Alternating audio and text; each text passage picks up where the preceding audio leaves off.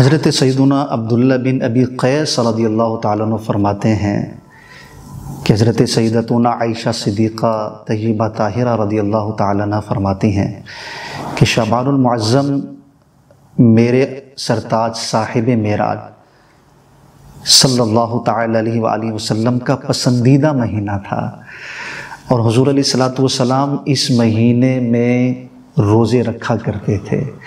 حضرت سیدنا اسامہ بن زید رضی اللہ تعالیٰ عنہ فرماتے ہیں میں نے رسول اللہ صلی اللہ تعالیٰ علیہ وسلم کی بارگاہ میں عرض کیا، یا رسول اللہ صلی اللہ تعالیٰ علیہ وسلم، میں نے دیکھا کہ آپ شعبان المعظم میں کثرت سے روزہ رکھا کرتے ہیں، اس کی کیا وجہ ہے؟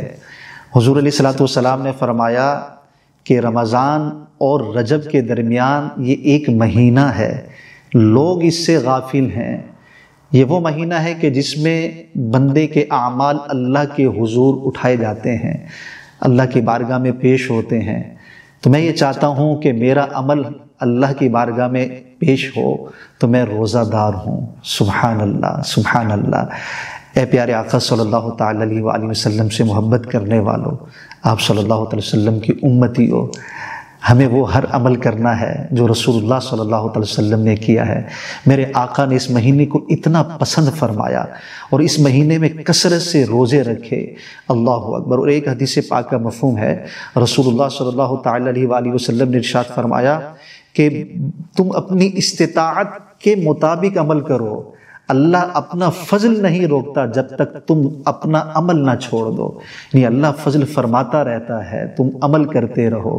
اللہ اکبر۔ اللہ تبارک و تعالی ہمیں اس مبارک مہینے میں یعنی شعبان المعظم میں بھی روزے رکھنے کی توفیق عطا فرمائے۔ اللہ نے جس کو جتنی استطاعت دی ہے، کوئی پورا مہینہ رکھ سکے تو پورا مہینہ رکھے، جبکہ دیگر کام اس پر اثر انداز نہ ہو، اتنی کمزوری نہ ہو جائے کہ وہ حقوق ادا نہ کر سکے، تو اگر پورا مہینہ رکھ سکتے ہیں تو پورا مہینہ رکھے، ورنہ کچھ نہ کچھ دن ضرور روزے رکھیں تاکہ پیارے آقا صلی اللہ علیہ وسلم کے مبارک طریقے پر بھی عمل ہو اور اس کی ہمیں خاص برکتیں حاصل ہوں۔